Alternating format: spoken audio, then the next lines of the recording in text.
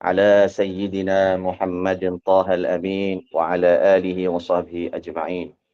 اللهم لا سهل إلا ما جعلته سهلا وأنت تجعل الحزن يا حي يا قيوم إذا شئت سهلا. اللهم ارزقنا الإخلاص في النية والقول والعمل.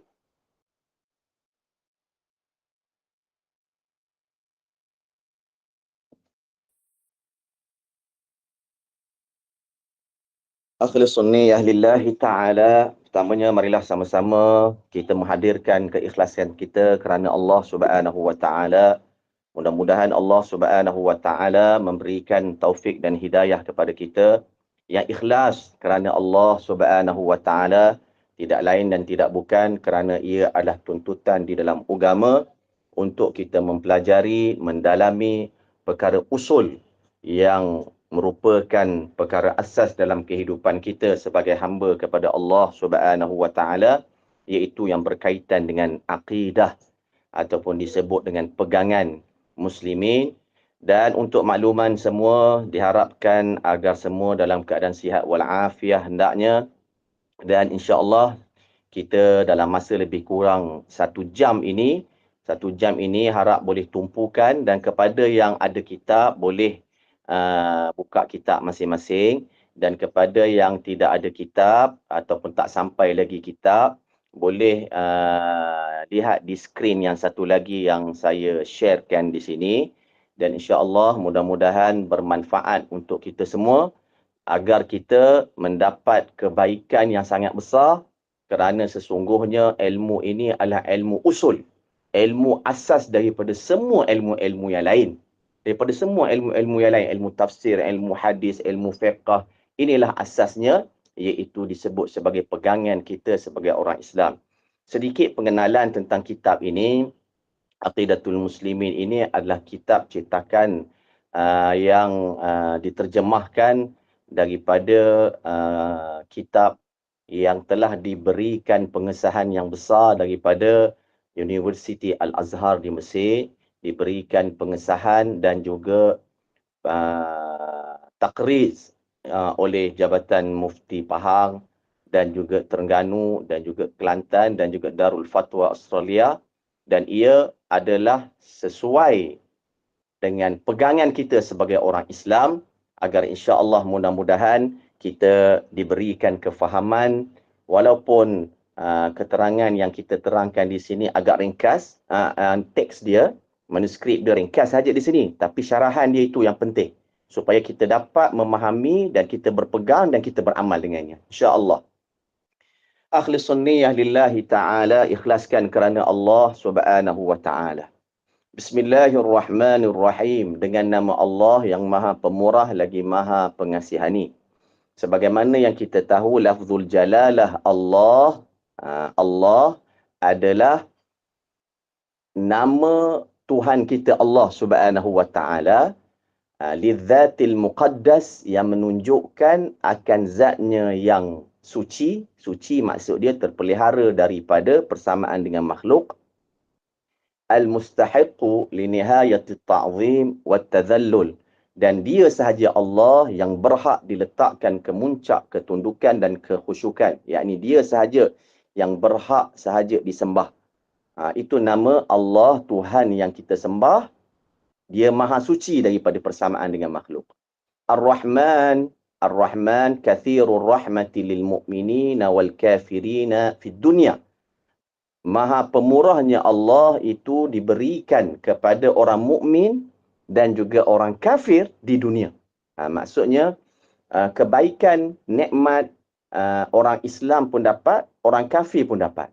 Contohnya kesihatan, dapat juga orang yang bukan Islam. Menunjukkan siapa yang beri, nak beritahunya di sini bahawa Allah Subhanahu wa Ta'ala yang memberikan semua nikmat-nikmat yang ada, sama ada orang yang kufur kepada Allah dan apatah lagi orang yang beriman kepada Allah Subhanahu wa Ta'ala.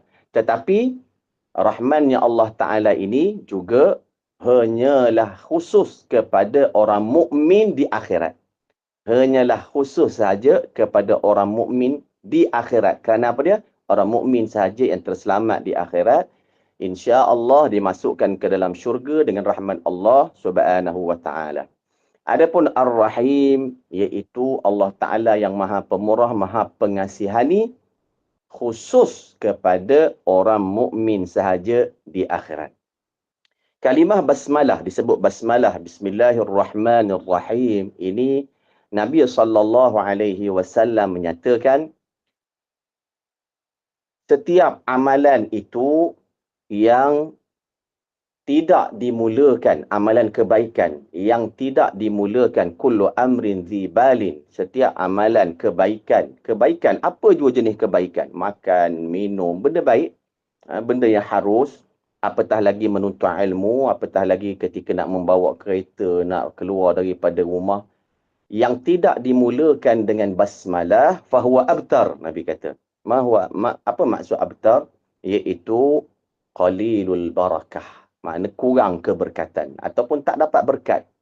Jadi kita insya-Allah beramal setiap kali nak minum, setiap kali nak makan, setiap kali nak keluar, setiap kali nak apa jua amalan ibadat kita untuk mendapat keberkatan, maka mulakanlah dengan basmalah. Ma makna barakah? Apa maksud berkat pula? Ziyadatul khairi, tambahan kebaikan. Kita nak hidup kita berkat, maka kita mulakan semua amalan kebaikan kita dengan basmalah. Okey, itu ringkas kalimah basmalah dan banyak kelebihan-kelebihan dia. Jadi bacaan dia pun kena betul. Bismillahirrahmanirrahim. Kena tepat. Jangan baca Bismillahirrahmanirrahim. Jangan macam tu. Ini nama yang inilah sebutan ataupun kalimah yang ada keberkatan, maka hendaklah dibaca dengan betul. Bismillahirrahmanirrahim. Bismillah. Sekurang-kurangnya kalau nak cepat sangat pun bismillah sudah memadai. Okey, tuan-tuan dan puan-puan, sidang pendengar yang dirahmati oleh Allah Subhanahu wa taala. Dalam pertemuan kita kali ini, insya-Allah kita akan membaca satu tajuk yang sangat penting, mukaddimah daripada kitab Aqidah Muslimin. Aqidah maknanya pegangan, Muslimin iaitu untuk orang Islam. Maksudnya orang Islam kena ada pegangan ini. Barulah dia itu disebut sebagai orang Islam. Menunjukkan penting tak? Ya, sangat-sangat penting. Sebab itulah tumpu betul-betul yang ada, sila sharekan kita punya link ni kepada sahabat keluarga kita agar mereka turut mendapat manfaat. Kita ingatkan sekali lagi supaya sahabat-sahabat kita, keluarga kita mendapat manfaat yang besar daripada perkara yang sangat besar ini, insya-Allah. Okey, tuan-tuan dan puan-puan yang dikasihi sekalian, apabila kita menyebut tentang akidah muslimin ini, akidah muslimin, jadi kita mulakan dengan kalimah bahasa Arab dan kita akan terjemahkan. Sila rujuk kepada bagi siapa yang ada kitab, dia boleh tengok bahasa Arab dia. Ma huwal fardul aini min ilmi din. Yajibu ala kulli mukallafin ta'allum qadrin la yastaghni anhu min al-aqidati wat-taharati was-salah والصيام والزكاة لمن تجب عليه والحج على المستطيع ومعاصي القلب واليد والعين وغيرها. قال تعالى: قل هل يستوي الذين يعلمون والذين لا يعلمون. الحديث طلب العلم فريضة على كل مسلم. Tadi ayat Quran surah Az-Zumar, al-hadis talabul ilmi fariidatun ala kulli muslim, rawahul Baihaqi. Okey, kita lihat kepada terjemahan dan syarahan dia. Okey, terjemahan dan syarahan dia. Nampak basic je ni, tuan-tuan dan puan-puan. Tapi tumpuan kita kena tumpu betul-betul. Insya-Allah mudah-mudahan kita diberikan kefahaman dan juga ikhlas kerana Allah Subhanahu wa taala. Apakah yang dimaksudkan dengan ilmu agama yang hukum mempelajarinya fardu ain? Jawapannya, kita baca dulu kemudian kita syarahkan. Wajib ke atas setiap mukallaf mempelajari suatu qadar daripada ilmu agama yang dia perlukan. Ini yang kita nak terangkan. Iaitu yang terdiri daripada akidah, bersuci, yakni taharah, salat, puasa, zakat, zakat bagi orang yang diwajibkan untuk mengeluarkannya, haji bagi orang yang berkemampuan, maksiat-maksiat hati, anggota badan seperti tangan, maksiat-maksiat hati, tangan, mata dan sebagainya. Okey. Tuan-tuan dan puan-puan yang dikasihi sekalian, artinya di sini bila ulama mendatangkan persoalan dan juga jawapan di sini, maka kita dapat memahami bahawa soalan yang menyatakan apakah yang dimaksudkan dengan ilmu agama yang hukum mempelajarinya fardu ain. Jadi difahami di sini bahawa bukan semua ilmu agama itu wajib dipelajari. Ada kan kita mungkin pernah dengar ilmu fardu kifayah contohnya. Itu tidak wajib di atas setiap individu Muslim untuk mengetahuinya. Ilmu pertanian, ilmu kedoktoran, ilmu falak, ilmu hadis, ilmu mustalah hadis, itu ilmu agama tak yang kita sebut tadi? Yang ilmu hadis, ilmu tafsir. Itu bukan setiap individu Muslim kena mempelajarinya. Tak. Tetapi ilmu fardu ain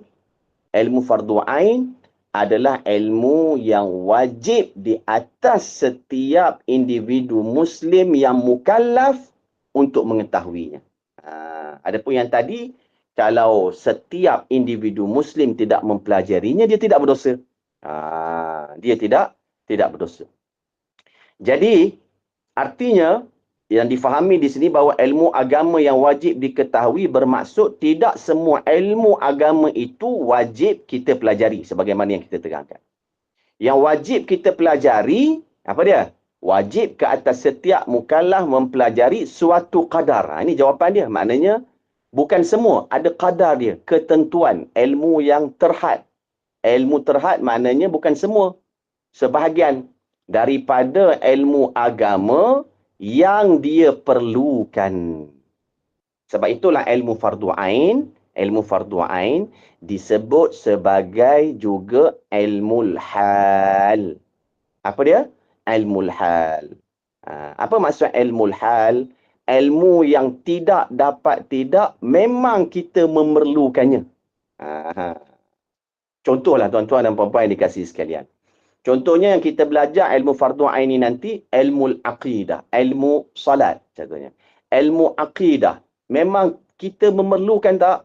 Iaitu untuk mengenal Allah. Ya, tidak dapat tidak, kita wajib kena mengenal Allah dan menjauhkan daripada menyamakan Allah Ta'ala dengan makhluk. Kalau tak belajar ilmu ini, maka berdosa. Sebab itulah setiap individu Muslim wajib untuk mengetahuinya. Contohnya lagi, salat. Walaupun dalam kitab ini kita ini bukan membicarakan tentang salat. Salat 5 waktu, contohnya. Maka wajib tak bagi kita untuk melakukannya sehari 5 kali. Jadi untuk sebelum salat, wajib bagi kita untuk mengetahui syarat dia, rukun dia, perkara yang membatalkan, sah dan sebagainya yang termasuk dalam ilmu fardu ain. Juga disebut ilmu fardu ain selain daripada ilmu hal, iaitu ilmu agama yang daruri. Ilmu agama yang daruri. Maksud yang sama. Daruri ni kalau nak diterjemahkan, darurat. Darurat maknanya tidak dapat tidak, wajib kena pelajari. Tak ada choice, ni tak ada pilihan. Ilmu ni tak ada pilihan. Tak ada pilihan. Nak tak nak, wajib kita kena tahu. Tapi dia bukan semua ilmu agama. Dia hanya sebahagian saja. Okey. Maka ulama-ulama membahaskan. Kita tengok di sini. Sebab itulah teks dia, matan dia ringkas. Tapi syarahan dia itu yang penting. InsyaAllah kita dapat memahami. Maka ulama-ulama menyatakan bahawa ilmu agama yang daruri ini apa dia? Ilmu fardu ain ataupun ilmu hal ini terbahagi kepada 2 bahagian. Walaupun dalam ini tak disebut. Tapi dalam syarahan inilah yang penting. Apabila kita belajar, kita mengetahuinya insya-Allah. Terbahagi kepada 2 bahagian. Dan ini semua adalah fardu ain. Iaitu qismun yata'allaqu bi umuril aqidah. Itu yang pertama. Bahagian yang mana menjadi dasar asas keyakinan. Bahagian yang berkaitan dengan asas-asas keyakinan. Ini asas dia. Dia adalah asas kepada keyakinan yang wajib kita kena ketahui. Itu yang pertama. Yang kedua, qismun yata'allaqu bil ahkam. Iaitu bahagian yang berkaitan dengan hukum hakam. Ini dia. Ini dua perkara. Daripada yang pertama tadi, tuan-tuan dan puan-puan kena tumpu sikit ya. Kalau tak tumpu nanti takut keliru. Bahagian yang pertama tadi, bahagian yang berkaitan dengan dasar-dasar keyakinan. Keyakinan duduk kat mana? Dalam hati. Berkaitan dengan keyakinan. Itu dia. Terbahagi pula kepada dua. Terbahagi pula kepada dua. Yang pertama tadi daripada yang pertama iaitu terbahagi kepada dua, qismun la yahsulu aslul Islam illa bihi. Subhanallahil azim, penting. Iaitu apa dia? Tuan-tuan dan puan-puan dengar ya, senyap ni maknanya boleh dengar semua. Saya bimbang, boleh dengar ya. Boleh respon sikit dengar. Opah dengar. Dengar Ustaz, elok. Suaranya elok saja. Terima kasih. Alhamdulillah. Bahagian yang pertama dari pertama tadi, yang terbahagi kepada dua, iaitu bahagian yang tidak terhasil, tidak terjadi dasar Islam ini kecuali dengannya. Maksud dia apa dia? Seseorang itu tidak dikira sebagai Islam jika dia tidak ada yang ini. Jika tidak ada yang ini. Satu daripada yang satu tadi. Iaitu seseorang itu tidak dianggap Muslim, tidak disebut sebagai orang Islam jika tidak mengetahuinya. Jika tidak mengetahuinya, tidak dikira sebagai Islam. Yang ini apa dia? Wajib kena tahu. Inilah keyakinan yang asas, yang wajib diketahui oleh setiap individu Muslim, orang Islam. Dan apakah yang terjadi keislamannya tanpanya, kena tahu. Iaitu disebut ma'rifatullah wa rasulihi. Ini asas dia. Mengenal Allah dan Rasulnya. Sebab, bagaimana jika seseorang itu, dia menyatakan dia Islam. Dia kata, saya orang Islam, tapi dia tak kenal Allah dan juga Rasul. Sebab itulah disebut ini perkara dasar. Kerana, jika seseorang itu tidak kenal Allah, atau salah mengenal Allah, tak kenal Allah. Sebab itulah awal-awal sekali tadi kita sebut, apa itu kalimah Allah? Allah iaitu Tuhan yang dia sahaja berhak disembah. Dan dia itu memiliki zatnya yang suci. Suci maksud dia apa dia? Terpelihara daripada persamaan dengan makhluk. Itu mengenal Allah secara asas. Yang kita sebut kalimah asyhadu alla ilaha illallah. Dia bila sebut itu, saja aku bersaksi bahawa tidak ada Tuhan yang berhak disembah melainkan Allah. Maka dia kena tahu Allah itulah zat yang maha suci, yang dia sahaja Tuhan yang berhak disembah, yang diletakkan kemuncak ketundukan dan kekhusyukan. Itulah Tuhan kita Allah. Ataupun jika seseorang itu dia kata dia Islam, tapi dia salah kenal Allah. Salah kenal Allah Ta'ala. Mungkin ke orang salah kenal Allah? Ya. Dia kenal Allah Ta'ala yang tak suci. Yang tak suci maknanya sama dengan makhluk. Yang kita cerita sebelum ini dalam mukaddimah kita pertemuan 2 kali sebelum ini. Contohnya dia kata Tuhan dia Allah, tapi dia kata Allah itu 2. Isa anak Allah, Uzair anak Allah. Allah bertempat, Allah itu bertubuh, berjisim, berarah. Padahal akidah Islam dia bahawa Allah Ta'ala laisa kamithlihi syai'un. Allah tidak menyerupai akan makhluk. Adanya tanpa arah, tanpa tempat, tanpa jisim. Jadi kena kenal Allah dan jangan salah kenal kenal Allah. Kerana jika salah mengenal Allah, maka orang itu tidak dikira sebagai Islam. Kalau tak kenal Allah atau salah kenal Allah, bagaimana orang itu dianggap sebagai Muslim jika tak kenal Rasulnya juga. Jadi tepatlah apa yang ulama menyatakan, awal wajibin ma'rifatullah wa rasulih. Awal perkara yang wajib ilmu itu adalah mengenal Allah dan juga Rasul. Adalah mengenal Allah dan juga Rasul. Ini menunjukkan bahawa penting, wajib bagi kita mengenal Allah yang tidak sama dengan makhluk. Dan jangan salah kenal Allah Ta'ala. Walaupun dia mengaku sebagai Islam. Saya Islam ni. Saya solat contohnya. Saya puasa. Saya tutup aurat. Saya hafaz Quran. Saya haji. Tapi dia tak kenal Allah ataupun salah kenal Allah, maka orang itu tidak dikira sebagai Islam. Kerana Islam itu adalah mengenal Allah dan juga Rasul. Dan inilah juga yang kita imani, asyhadu an la ilaha illallah wa asyhadu anna Muhammadan Rasulullah. Syahadah pertama itu. Syahadah pertama itu kita kena kenal, kita kena tahu. Tuan-tuan dan puan-puan yang dikasihi sekalian, sedikit tentang dua kalimah syahadah ini secara ringkas.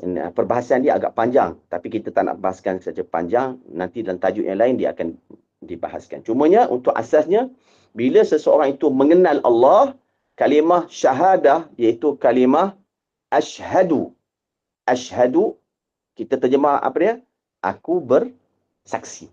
Apa maksud aku bersaksi? Asyhadu, dia mesti kena ada a'lamu pertama.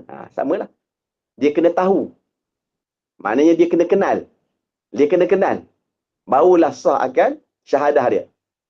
Kemudian a'lamu, kemudian wa'taqidu biqalbi, ataupun disebut sebagai tasdiqun fi qalbi, membenarkan pula dalam hati dia bahawa yang dia sebut Tuhan tu adalah Allah Subhanahu wa taala.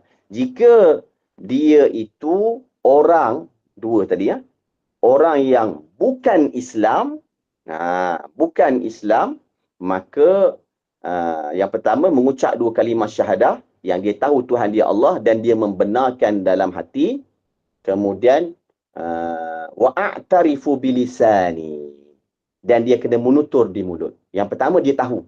Kalau tahu saja tak mengucap, tak masuk Islam. Ni kalau orang kafir lah. Jadi kalau tahu saja tetapi tidak mengimani di dalam hati dia bahawa Tuhan yang disembah, yang berhak disembah itu adalah Allah, maka tidak beriman. Jadi tiga ini bagi orang yang nak masuk Islam, dia kena menutur di mulut sekurang-kurangnya dengan kalimah yang lebih mulia, yang lebih afdal adalah asyhadu an la ilaha illallah wa asyhadu anna Muhammadan Rasulullah. Sebab kita nak kembalikan kepada kita pula yang dah Islam, tok nenek moyang kita, ibu bapa kita Islam. Adakah kita kena menutur juga di mulut kita bila kita telah mukallaf? Mukallaf nanti kita akan bicarakan apa itu mukallaf. Adapun orang yang nak masuk Islam, dia kena menutur. Sama ada dengan lafaz yang paling mulia tadi, asyhadu an la ilaha illallah wa asyhadu anna Muhammadan Rasulullah, ataupun apa-apa kalimah yang memberi erti yang sama. Contohnya disebut la rabba illallah. Dia sebut la rabba illallah Muhammad Rasulullah. Dia tak sebut pun asyhadu. Tapi dia tahu. Dan dia membenarkan dalam hati. Tidak ada Tuhan melainkan Allah. Tidak ada Tuhan yang berhak melainkan Allah. Dan Nabi Muhammad utusan Allah. Ataupun dia tak sebut dalam bahasa Arab, dia sebut dalam bahasa Melayu. Aku bersaksi bahawa sesungguhnya tidak ada Tuhan yang berhak disembah melainkan Allah. Dan bersaksi bahawa Nabi Muhammad itu utusan Allah. Dia tak sebut pun bahasa Arab. Maka sahlah akan keislaman dia.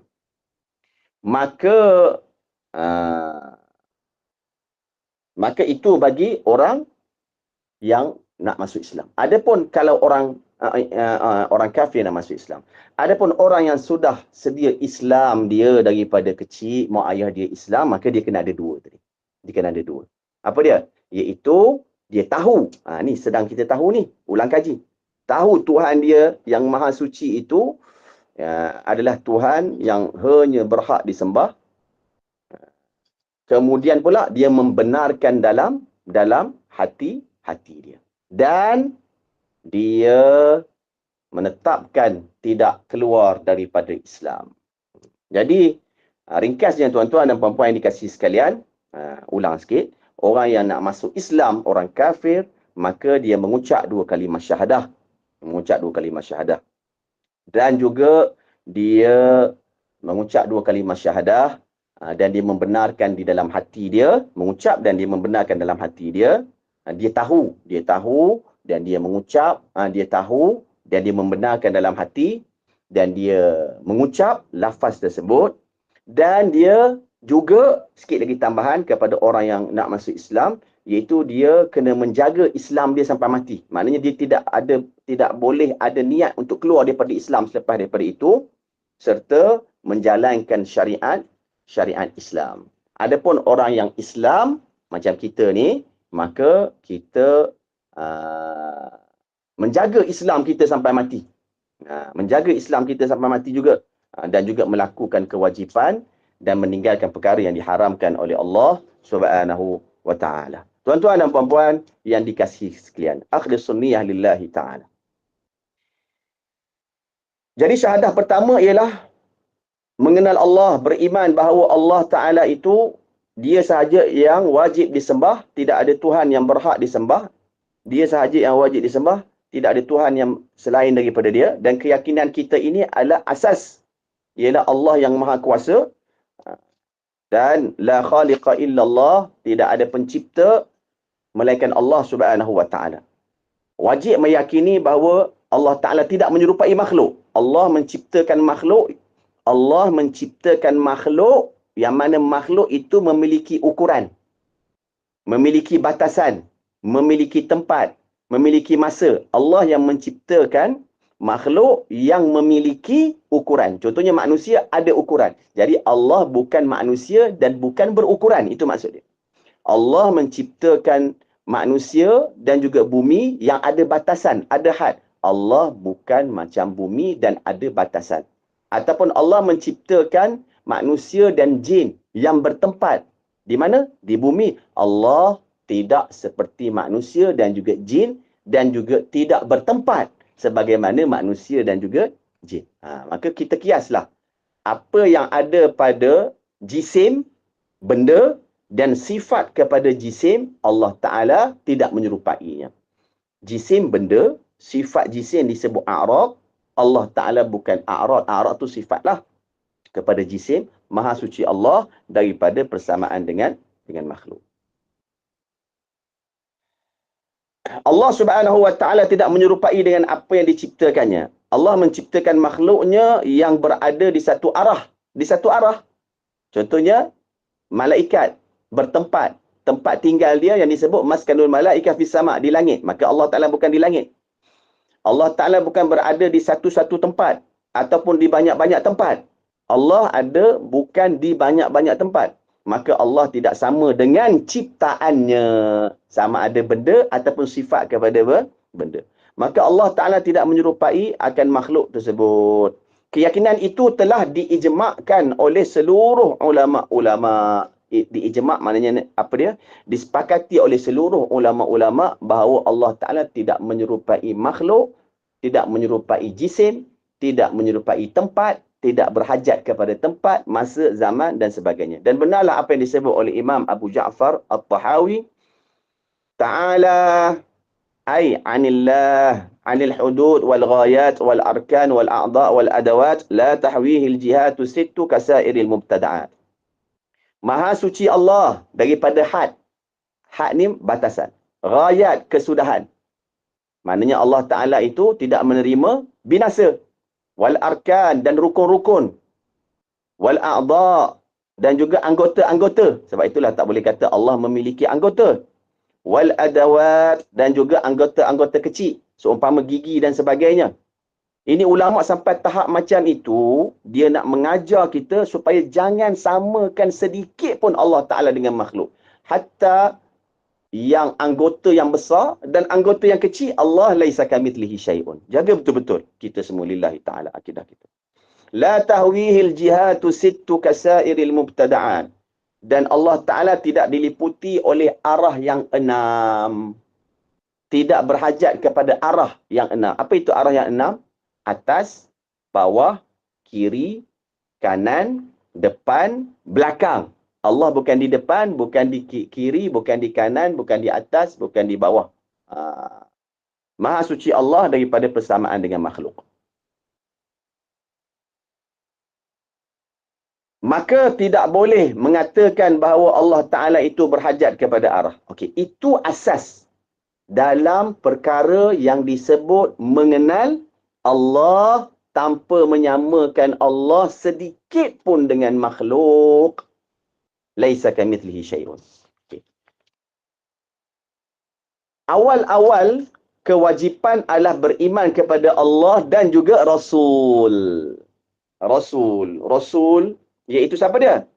Muhammad bin Abdullah bin Abdul Muttalib bin Hashim bin Abdi Manaf Al-Qurashi sallallahu alaihi wasallam. Itu dia nama nabi kita secara asaslah ringkas, iaitu Muhammad bin Abdullah bin Abdul Muttalib bin Hashim bin Abdi Manaf bin Abdi Manaf Al-Qurashi sallallahu alaihi wasallam.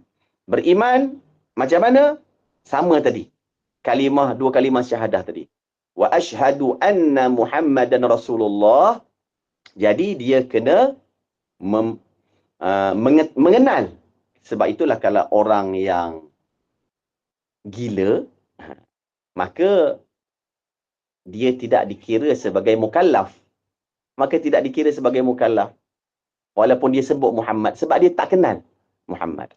Jadi dia kena kenal Muhammad itu macam kita sebut. Adalah Abdullah, hamba Allah, utusan Allah. Dan juga kena membenarkan di dalam hati dia. Kena membenarkan dalam hati dia, Muhammad itu utusan Allah. Meyakini utusan Allah, Nabi SAW. Dan semua syariat yang dibawanya, itu semua itu yang dibawa oleh Nabi kita Muhammad sallallahu alaihi wasallam. Itu ringkas. Beriman Nabi Muhammad itu adalah utusan Allah. Dan Nabi Muhammad membawa apa dia? Kalau bawa, iaitu Al-Quranul Karim. Al-Quranul Karim.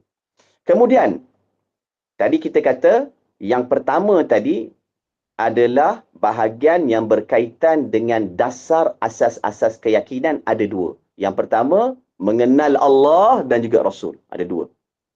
Yang kedua pula, iaitu apa dia? Yang pertama, mengenal Allah dan juga Rasul. Kita dah terang secara ringkas. Yang kedua, qismun fihi ziyadatun anil awal. Iaitu bahagian kedua adalah tambahan daripada yang pertama. Apa itu tambahan yang pertama? Masih lagi dalam dasar-dasar. Iaitu keyakinan yang lebih dari itu yang wajib dimasukkan juga sebagai dasar ataupun asas. Seperti meyakini adanya pula sifat-sifat Allah. Wajib beriman. Wajib mengetahui. Wajib belajar. Daripada belajar kita mengetahui. Meyakini adanya sifat Allah Ta'ala seperti apa dia? Seperti sifat 13 ataupun sifat 20 Allah. Ini kita akan belajar nanti secara ringkas dan secara detail insya-Allah. Wujud, kidam, baqa, mukhalafatuhu ta'ala lil hawadis, qiyamuhu binafsihi, wahdaniyah, qudrah, iradah, ilmun, hayyun, sama', basar, kalam. Itu yang asas 13. Kemudian tambah lagi 7 untuk jadi 20. 7 tu untuk tikrar, untuk menguatkan lagi akan yang 7 tersebut. Kaunuhu qadiran, kaunuhu sami'an, basiran dan sebagainya. Jadi sebahagian ulama menyatakan itu adalah sifat Allah Ta'ala yang di sisi kita ahli sunnah wal jamaah wajib untuk mengetahuinya. Kemudian meyakini sifat-sifat para nabi. Tadi kita letak asas je. Mengetahui Muhammad utusan Allah dan dia membawa syariat melalui Al-Quran dan juga hadis Nabi yang sahih, yang benar. Adapun yang tambahan ini pula, iaitu meyakini akan sifat-sifat para nabi. Sifat yang wajib para nabi. Sifat yang apa tu mustahil bagi Nabi, itu semua akan kita bahaskan pada masa akan datang. Maka kena tahu sidik, tabligh, fatanah, amanah, apa yang tidak layak pada Nabi. Nabi Muhammad bukan menipu, Nabi Muhammad itu tidak jahil, tidak bodoh dan sebagainya. Tidak mengatakan Nabi Muhammad itu penakut dan sebagainya. Itu kita akan bicara. Kena tahu sifat para Nabi, sifat yang wajib para Nabi. Dan seterusnya, dan wajib meyakini adanya malaikat. Ini yang termasuk yang kita sebut iman tu. Yang ada 6 tu. Perkara yang disebut rukun iman tu. Dan wajib meyakini adanya malaikat. Termasuk juga kitab-kitab Allah yang diturunkan kepada Nabi-Nabi. Taurat, Injil, Zabur, Al-Quran yang diturunkan kepada Nabi. Dan kita wajib meyakini juga. Wajib meyakini ni. Nak meyakini kena belajar. Meyakini adanya azab kubur, seksa kubur, nikmat kubur, pertanyaan malaikat munkar dan nakir, adanya hari ba'ath, hari kebangkitan, adanya mizan, adanya sirat, adanya syurga, adanya neraka. Dan ini kewajipan, termasuk ini yang kita sebut tadi, contoh tadi, adalah kewajipan dasar, asas yang wajib diketahui oleh setiap mukallaf. Bila kita Islam mukallaf, wajib kita kena mengetahui. Ini, okey. Dua perkara yang dalam perkara satu, yang telah dipecahkan satu tadi, dia ada dua kan? Iaitu, yang kita sebut tadi, perkara yang berkaitan dengan mengenal Allah Ta'ala dan juga Rasul. Dan yang kedua, tambahan daripadanya. Iaitu mengetahui sifat Allah, sifat para Nabi, kemudian tentang malaikat, tentang hari kiamah, tentang mahsyar, tentang kitab-kitab Allah Subhanahu Wa Ta'ala. Tambahan daripada yang pertama. Adapun yang kedua, yang wajib kena dipelajari oleh setiap individu Muslim, iaitu qismun yata'allaqu bil ahkam. Bahagian yang berkaitan dengan hukum hakam. Seperti bersuci, taharah. Hukum hakam. Sebagaimana salat, tausah, syarat, rukun dan sebagainya. Tentang puasa, zakat. Bagi yang wajib mengeluarkannya. Mengetahui juga tentang haji. Bagi mereka yang mampu mengerjakannya. Juga mengetahui tentang maksiat-maksiat hati. Mengetahui tentang maksiat-maksiat hati. Itu wajib kena ketahui. Sebab ulama' telah menetapkan di sini, kenapa kita belajar perkara-perkara yang buruk. Maksiat itu kan buruk. Supaya kita tidak terjatuh di dalamnya. Ada orang dia tak nak belajar. Takutlah belajar, nanti jatuh padanya. Lebih teruk lagi, lebih bahaya lagi, jikalau dia buat benda buruk dan dia tak tahu benda itu sebenarnya benda buruk. Subhanallahal-azim. Macam kita lah. Tuan-tuan dan puan-puan dikasih sekalian. Seseorang itu, dia berjalan dekat highway ataupun jalan biasa. Ada tanda dekat jalan raya, kata okey, di depan lagi 50 meter ada lubang. Benda buruk dah tu, ya benda buruk. Apa tujuan dia? Supaya kita tidak jatuh dalam lubang tersebut. Itu dunia yang kita nak tahu juga perkara-perkara yang tak baik. Jadi, kita belajar perkara yang buruk ini supaya kita dapat mengelakkannya. Mengelakkannya bukan kita melakukannya. Itu kita kena faham. Tuan-tuan dan puan-puan yang dikasihi sekalian. Allah Subhanahu Wa Ta'ala, kita tengok di sebelah tu. Dalam muka surat yang kedua.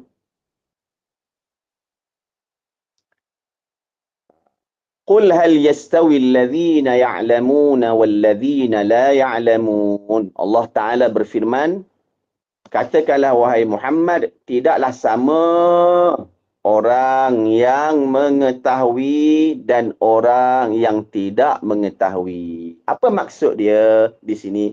Iaitu orang yang, maksud ayat ini, kalau baca macam tu, hanya difahami secara literal je. Allah Ta'ala mengatakan perbezaan orang yang mengetahui, orang yang tak mengetahui itu beza. Tak? Beza. Allah Ta'ala kata, adakah sama orang yang mengetahui dan orang yang tidak mengetahui? Tapi maksud dia apa dia? Bahawa orang yang mengetahui, iaitu contohnya ilmu fardu ain ini, adalah sangat-sangat dimuliakan oleh Allah Subhanahu Wa Ta'ala, terutamanya dalam perbicaraan kita ini, ilmu fardu ain bukan setakat bila dia tahu ilmu ini, dia dimuliakan oleh Allah, bahkan lepas tanggungjawab dia dengan Allah Subhanahu Wa Ta'ala. Ini penting bagi kita. Bukan sekadar kita belajar nak habiskan masa semata-mata, tak, tuan-tuan dan puan-puan. Bahawa ini adalah perkara yang dimuliakan oleh Allah dan kewajipan bagi kita untuk mengetahuinya.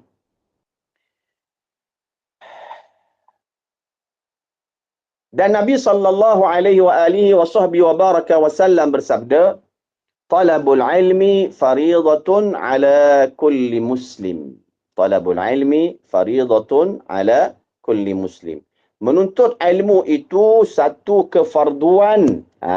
Satu kefarduan di atas setiap individu muslim. Menuntut ilmu itu satu kefarduan di atas setiap individu muslim.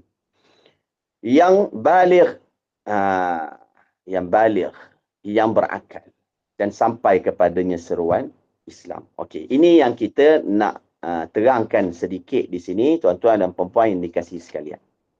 Jika kita melihat di bahagian, jadi menuntut ilmu itu satu kewajipan. Ilmu apa dia? Yang wajib ni, ilmu hal. Ilmu apa dia? Ilmu fardu ain. Ilmu apa dia?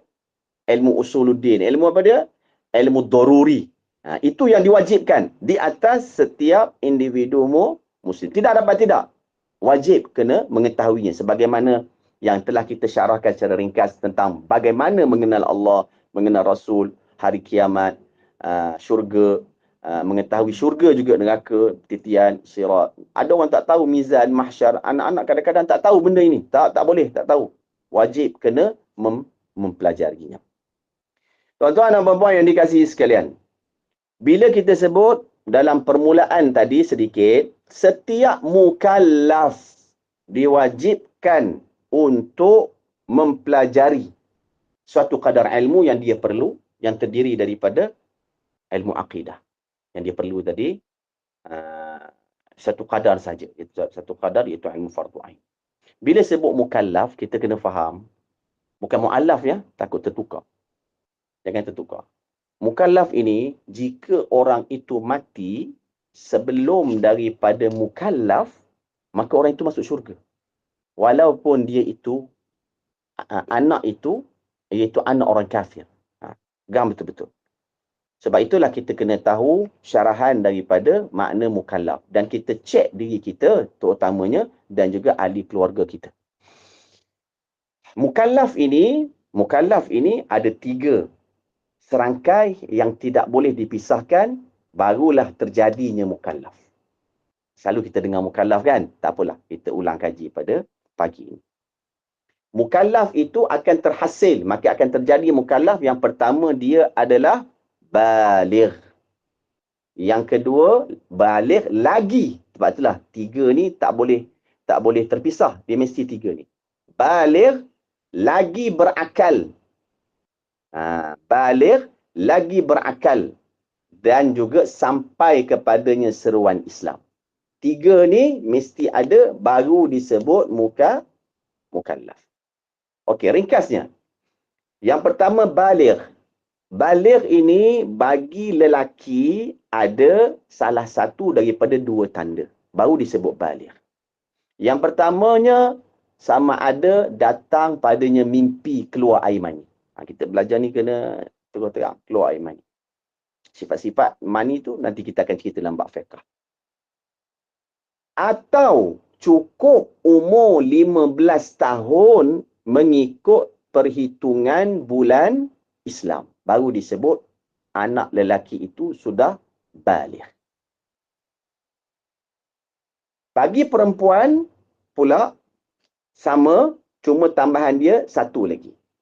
Kita ulang sedikit, iaitu sama ada datang mimpi keluar air mani atau cukup umur 15 tahun mengikut perhitungan bulan Islam, atau datang padanya darah haid.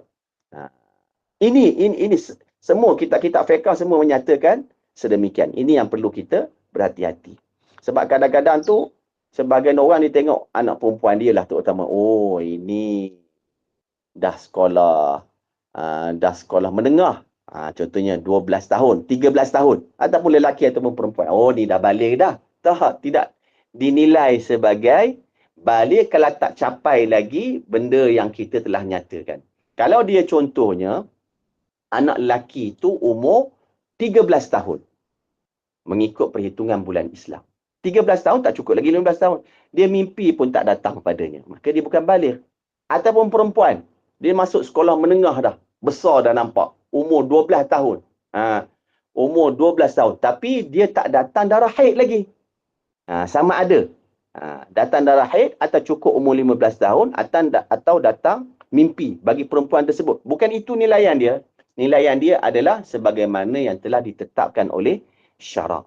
Sebab apa kita kena tahu sedemikian? Sebab bila dah bermula balik seseorang itu, maka wajib dia kena melakukan apa yang kita sebut tadi. Belajar ilmu fardu ain, mengenal Allah, hukum hakam, salat, puasa, haji. Kalau dia tak belajar, berdosa bagi orang yang ibu bapa dia yang tak menyuruh dia ataupun diri dia sendiri.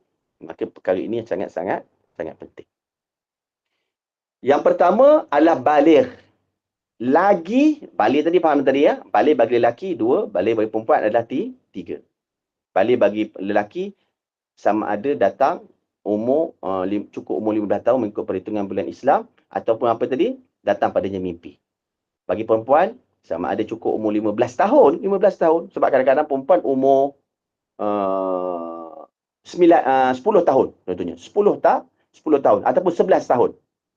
Dah datang haid. Dia tak cukup 15 tahun. Maka dia baligh. Baligh. Sebab tanda tu ada salah satu padanya. Tapi kalau dia umur 13 tahun perempuan tu, 13 tahun, mimpi pun tak datang, darah haid pun tak keluar, tapi 13 tahun mengikut perhitungan bulan Islam, maka dia tidak disebut baligh. Maknanya, kalaulah dia tak puasa contohnya, maka tidak wajib padanya untuk qada. Contohnya dia tak solat pada umur sedemikian yang tak datang lagi syarat-syarat tersebut, maka tidak wajib padanya untuk qada. Itu yang kita perlu faham. Kemudian yang kedua, mukallaf tadi baligh berakal. Berakal ni maknanya tidak gila. Baligh lagi berakal. Ya. Contohnya, dia itu dilahirkan dalam keadaan, subhanallahil azim, dalam keadaan gila. Lahir gila, sampailah umur dia 10 tahun, 15 tahun, lebih dah 15 tahun bulan Islam, 20 tahun, 30 tahun, tapi dia gila. Haid dah datang padanya kalau dia perempuan. Keluar air mani pun keluar dah. Apa semua, mimpi-mimpi dah, apa semua. Tapi dia gila, maka tidak disebut sebagai mukallaf. Sebab itulah kita jangan bergaduh dengan orang yang gila ni. Nanti orang kata kita pula yang sebaliknya. Maka kita kena hati-hati. Nabi SAW pernah bersabda dalam satu hadis riwayat Ibnu Hibban, rufi'al qalam an thalath. Ingat, diangkatkan catatan.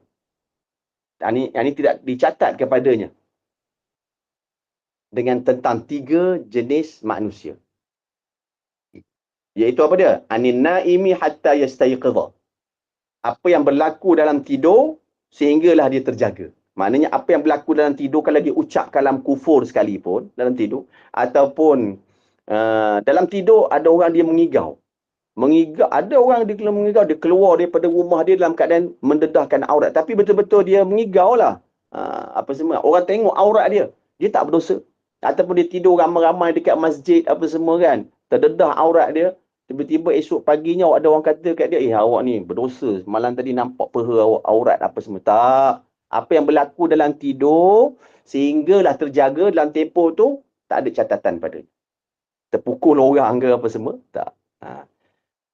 Wa anis sabi hatta yahtalima. Yang kedua, daripada kanak-kanak sehinggalah datang mimpi. Ni tadi.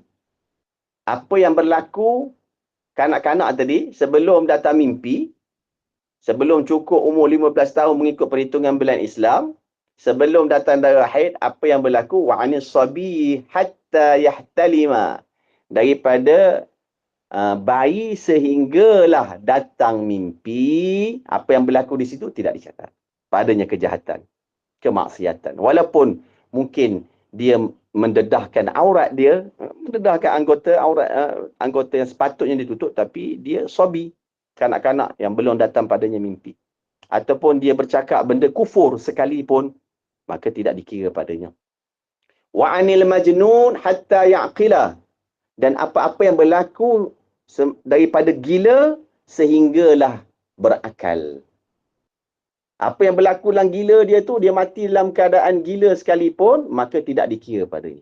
Adapun jika contohnya tuan-tuan dan puan-puan, dia pergi berubat umur 50-60 tahun, dia gila lama sampai umur 40 tahun, dia bukan mukallaf, dia tiba umur 50 tahun, dia berubat, dia sihat.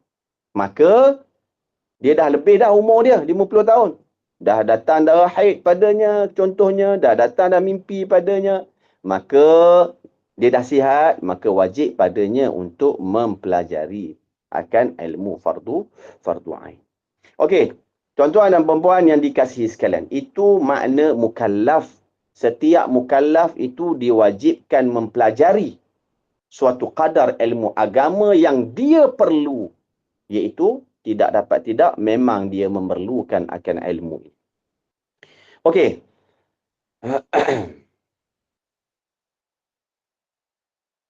Hatta, okey, ini tambahan dia.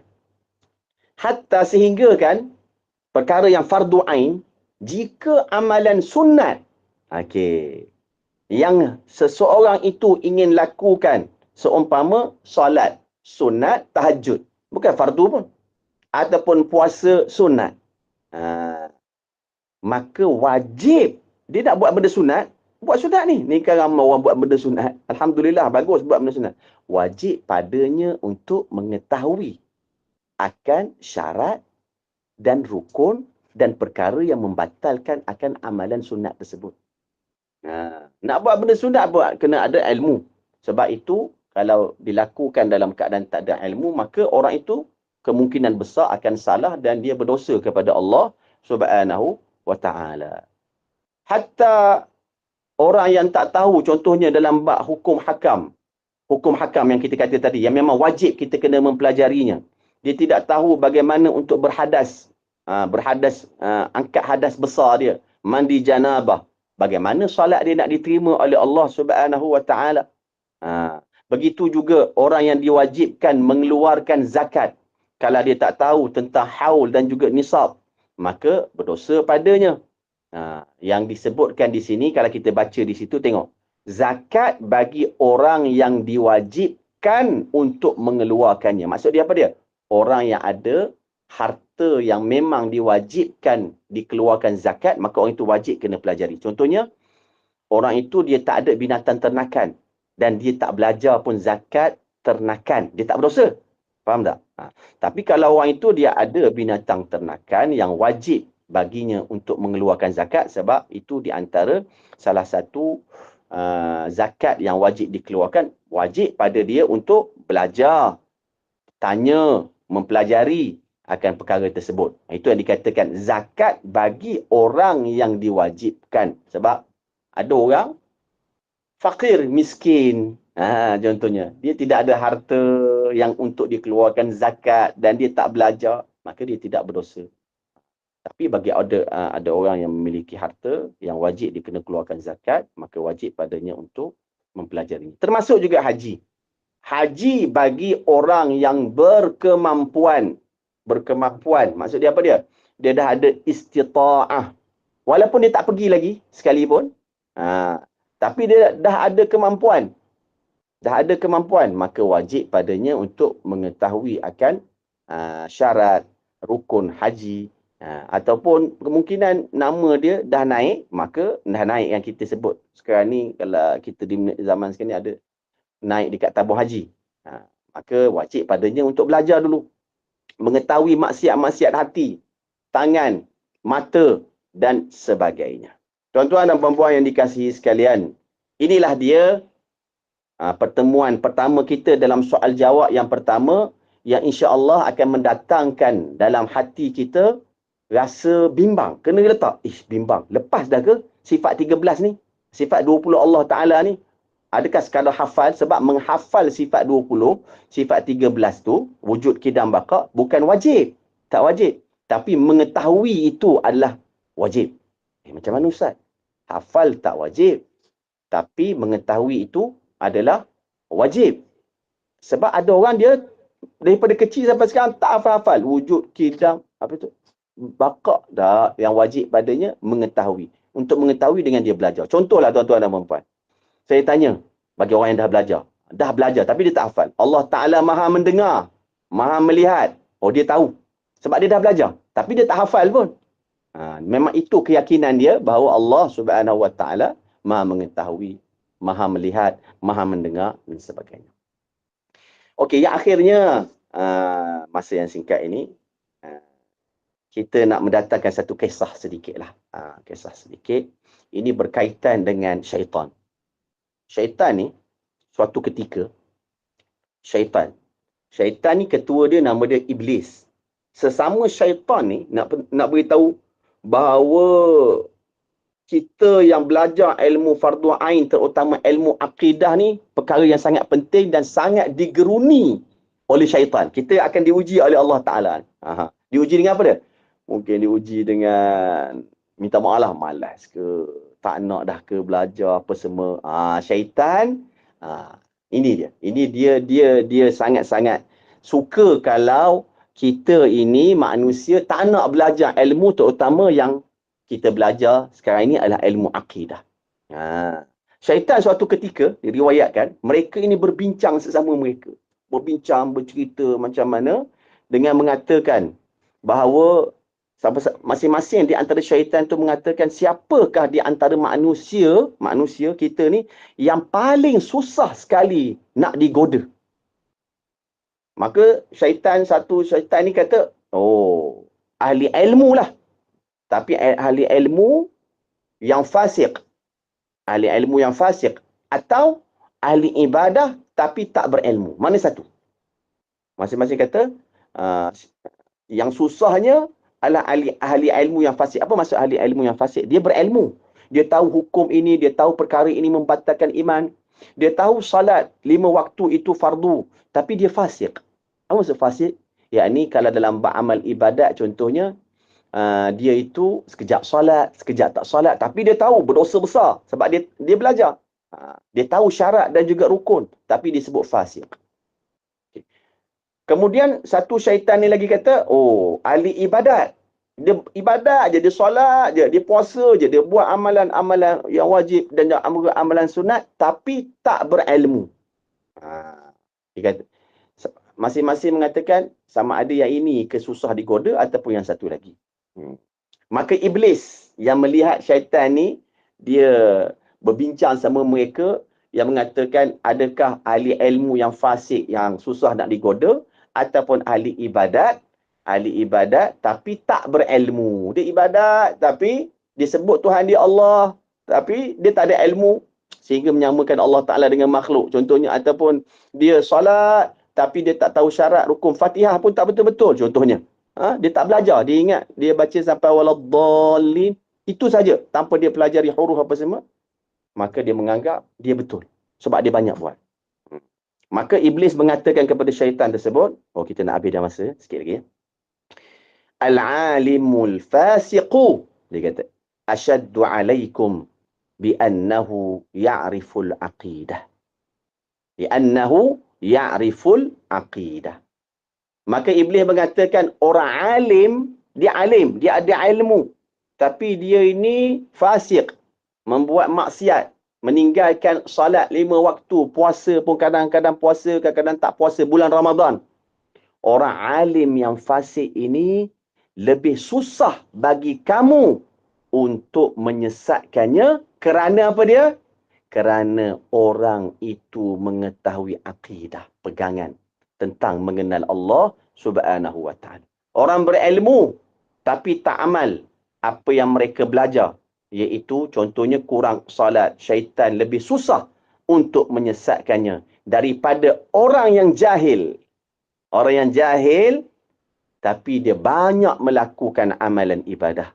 Tapi janganlah pula kita bila dah tahu dah perkara ini, oh tak apalah Ustaz, kita tahu akidah, kemudian tak apalah, kita solat pun kurang, tinggalkan solat, tinggalkan puasa bulan Ramadan. Tak, jangan. Jangan buat macam tu. Tapi nak beritahu bahawa syaitan amat susah untuk menyesatkan orang yang akidah dia betul, walaupun dia seorang yang fasik. Kerana selama dia membuat dosa, tapi dia tetap menjaga akan akidahnya.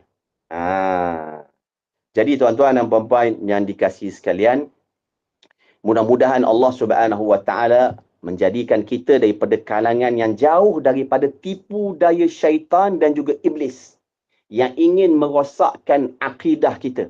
Kerana kalau rosak akidah, maka rosaklah seluruh amal ibadah kita kepada Allah Subhanahu wa taala.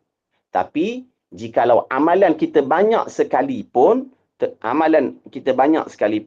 tapi akidah kita rosak, maka rosak seluruh amal ibadah kita. Tapi jika akidah betul, akidah benar, maka insya-Allah amalan ibadat kita yang lain itu diterima oleh Allah Subhanahu wa taala. Walaupun seorang itu pelaku maksiat sekalipun yang kita bicarakan sebelum ini, dia tetap di hari kiamat nanti diberikan kebaikan yang besar, dimasukkan ke dalam syurga sebab akidah dia betul. Walaupun mungkin ia didahulukan azab oleh Allah Subhanahu wa taala kerana dosanya meninggalkan salat, puasa, minum arak sekalipun, hatta dosa-dosa besar sekalipun, tetapi dia tidak ada sekelumit pun menyekutukan Allah. Hati dia sentiasa beriman. Allah ada tanpa arah, tanpa tempat, tanpa masa dan sebagainya. Jadi mudah-mudahan dalam pertemuan kita pada hari Jumaat, pagi Jumaat ini diberkati oleh Allah, diberikan kefahaman dan juga kita mengetahui keutamaan ilmu agama yang disebut sebagai yang utamanya adalah ilmu akidah, kemudian ilmu hukum hakam yang lain, agar kita menjadi umat Nabi Muhammad sallallahu alaihi wasallam yang layak untuk mendapat syafaat Nabi Muhammad sallallahu alaihi wa baraka wasallam. Akhirnya hari Jumaat, perbanyakkan selawat ke atas Nabi SAW. Nabi bersabda, barang siapa yang berselawat ke atas aku pada hari Jumaat dan malam Jumaat sebanyak 100 kali, maka Allah menunaikan 100 hajat padanya, 70 hajat diperkenankan di akhirat, 30 hajat diperkenankan di dunia. Sebagaimana sabda Nabi yang diriwayatkan oleh Imam Al-Baihaqi dalam kitab Syu'abul Iman. Barakallahu fikum wa ahsanallahu ilaikum. Jazakumullah khairan katsira. Assalamualaikum warahmatullahi taala wabarakatuh. Waalaikumsalam warahmatullahi wabarakatuh. Terima kasih Apa Ustaz. Assalamualaikum. Ya. Ustaz, nak tanya boleh?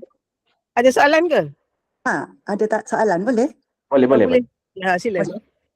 Assalamualaikum Ustaz. Macam ni, bagi yang kanak-kanak perempuan tadi, kalau dah 15 tahun, dia masih belum keluar haid, dia dah kira balik ya Ustaz? Okey, bagus soalan tadi. Okay. Yang pertamanya bagi perempuan, dia ada 3. Sama ada, itu maksudnya. Sama ada cukup umur 15 tahun mengikut perhitungan bulan Islam. Lepas pada ni kena cek takwim. Tengok dia lahir dengan bulan Islam cukup tak 15 tahun. Atau datang darah haid atau datang mimpi. Contohnya, dia umur 15 tahun. Dah cukup 15 tahun mengikut perhitungan bulan Islam. Tak datang lagi darah haid. Maka dia balik. Oh, okey. Dia balik. Maknanya maksimum umur balik, umur lah bagi perempuan adalah 15 tahun mengikut perhitungan bulan Islam. Ada sebagian kadang-kadang dia kata, tak datang lagi darah haid. Awak umur berapa? Mak ayah tahulah kan. Mak yang lahirkan dia. Kamu dah cukup umur 15 tahun mengikut perhitungan bulan Islam. Kamu kena solat dah. Wajib dah kamu kena belajar. Dalam bab ni semua sekali lah yang kita ceritakan tadi. Lagi satu Ustaz. Ada yang saya dengar lah, kalau anak kita yang dah balik, dah cukup umur kan, dah balik, kita kena dengarkan dia mengucapkan syahadah, ya ke Ustaz? Okey, kita tadi yang saya sebut mula-mula sekali tadi. Bagi Ya, orang saya tak perasan, sorry. okay, bagus. Bagi orang kafir yang nak masuk Islam dah lepas syarat-syarat iaitu cukup umur 15 tahun apa semua tu, memang dia kena mengucap 2 kalimah syahadah. Adapun orang Islam yang mak ayah dia sudah Islam, nenek moyang dia Islam. Okey, dia pun hidup dalam keluarga Islam. Kemudian dia hanya apa dia? Dia wajib menjaga syariat Islam, solat, puasa, haji, zakat. Zakat bagi yang wajib mengeluarkan zakat lah. Dan dia tidak ada niat untuk keluar daripada agama Islam. Adapun jika dia nak mengucap untuk masuk Islam ataupun dia nak mengucap asyhadu an la ilaha illallah wa asyhadu anna muhammadar rasulullah, bukanlah satu syarat tak, tapi jika dia sebut juga dia dapat pahala yang sangat besar. Dia tak macam orang kafir. Orang kafir memang tidak dapat dia kena menutur kalimah. Oh, jadi kita tak payahlah dengar anak tu mengucap syahadah. Itu yang saya dengar lah, saya pun tak pasti. Ya. Disebut lebih baik. Tapi bukanlah syarat dia. Buat lagi bau dia. Okey. Okey, terima kasih banyak Ustaz. Okey, kembali. Barakallahu fikum. Ustaz, nak tanya boleh ke? Ya. Untuk perempuan kata maksimum umur 15 tahun kan, walaupun tak ada haid ke mimpi basah ke apa. Untuk lelaki macam mana? Untuk lelaki dua tadi saya sebut. Sama ada cukup umur 15 tahun mengikut perhitungan bulan Islam atau datang mimpi. Contohnya umur anak lelaki itu umur 14 tahun. 14 tahun. 14 tahun tapi dah datang mimpi, maka dia sebut baligh. Boleh faham kan? Clear. Faham ya? Adik? Okey, ada Kalau lagi ke dia 15 tahun mengikut perhitungan bulan Islam, dah cukup 15 tahun lelaki ni, tapi tak datang mimpi lagi, tapi dah cukup umur 15 tahun, macam perempuan tadi jugalah, maka disebut sebagai baligh. Okey, clear. Faham ke, Puan? Boleh ke? Okey, senyap tu artinya faham lah Kak Ustaz. Okey Ustaz, kalau lahir-lahir normal sampai umur 20 jadi gila. Macam mana tu Ustaz? Okey. Betul lah. Okey, umur 20 tahun ataupun 30 tahun dia lahir normal. Bila start dia? Start daripada umur 15 tahun lah. Ataupun start daripada dia keluar air mani lah. Ataupun start daripada kalau perempuan datang darah haid lah. Dia lahir normal. Okey, jadi di situ contohnya dia datang darah haid umur 12 tahun ataupun 11 tahun ataupun 9 tahun, maka dia dah baligh. Okey. Kemudian wajib dah pada dia untuk beriman pada Allah, untuk melakukan solat. Tiba-tiba umur 20 tahun dia datang penyakit gila. Betul macam tu kan? Ya. Okay. Doktor sakit jiwa sahkan dia sakit jiwa. Ya, dia sakit jiwa dan dia itu hilang akal fikiran dia tu memang tak ada dah, dia gila. Okey. Makanya macam dia ni hidup dalam bangkai bernyawa lah tak? Okay. Orang yang mati tapi bernyawa. Okay. Keimanan dia itu ataupun juga kekufuran dia itu dilihat daripada umur dia yang 15 tahun ataupun mula-mula datang darah haid tadi sampailah 20 tahun. Andai kata tidak ada kekufuran yang dia lakukan masa sampai umur 20 atau betul-betul, maka dia itu Islam walaupun dia hidup selepas pada itu, tapi dalam keadaan dia gila. Kalau dia kufur, contohnya dia tak pun masuk Islam, ataupun kalau dia Islam dia sebagai pelaku maksiat, tapi umur 20-30 tahun jatuh gila, kita kata, maka dan dia tak sempat bertaubat kepada Allah Subhanahu Wa Taala, maka ni orang Islam yang fasik lah. Maka walaupun dia hidup gila start daripada 20 tahun sampai akhirnya, maka mengikut keadilan Allah, Allah Ta'ala berhak untuk mengazab dia dulu, tapi dia tetap masuk dalam syurga sebab dia tak ada menyekutukan Allah Subhanahu Wa Ta'ala. Subhanallah. Baik, terima kasih Ustaz. Okey, sahabat-sahabat semua, sekiranya habis dah soalan ya, kita tangguh soalan kita untuk minggu depan. InsyaAllah kita akan jemput Ustaz lagi untuk menyambung video ini. Nanti insyaAllah. Sangat menarik dan sangat bagus dan senang difahami dalam detail padat dan senang difahami, insya-Allah. Okey Ustaz, terima kasih banyak-banyak di atas kerjasama dan perkongsian ilmu yang Ustaz ada. Alhamdulillah kami yang dah lama-lama ni perlu di-refresh dengan ilmu-ilmu yang macam ni. Sangat bagus dan berkesan. Alhamdulillah, syukur pada Allah. Di hari Jumaat ini kita dipertemukan satu perkara yang sangat baik dalam hidup. Semoga kita diberi keberkatan. Amin ya rabbal alamin. Baik Ustaz, sehingga kita berjumpa lagi. Terima kasih banyak-banyak di atas perkongsian tadi. Dan mohon Ustaz tutup dulu kafaratul majlis dan juga suratul as. Silakan. وبحمدك أشهد أن لا إله إلا أنت أستغفرك وأتوب إليك والعصر إن الإنسان لفي خسر إلا الذين آمنوا وعملوا الصالحات وتواصوا بالحق وتواصوا بالصبر لا إله إلا الله اللهم صل على سيدنا محمد وعلى آل سيدنا محمد بارك الله فيكم وأحسن الله إليكم وجزاكم الله خيرا كثيرا السلام عليكم ورحمة الله تعالى وبركاته Waalaikumsalam warahmatullahi wabarakatuh. Alhamdulillah.